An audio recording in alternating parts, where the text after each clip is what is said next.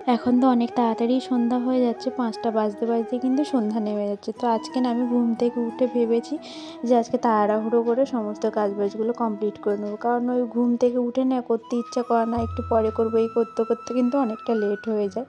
তো সোনার কিছু জামাকাপড় ছিল বাইরে, যেগুলো দুপুর দুপুর কাচা হয়, সেগুলো তো আর শুকনো হতে চায় না, কারণ এখন শীতের বেলাও রোদেরও সেরকম একটা তেজ থাকে না। তো তাই জন্য কিন্তু জামাকাপড়গুলো তুলে আবার বাইরে গাছগুলোতেও জল দিয়ে নিয়েছি, কারণ অনেক দিন হয়ে গেছে গাছগুলোতে জলও দেওয়া হয় না, সন্ধ্যা নেমে যায় বলে দিতেও পারি না।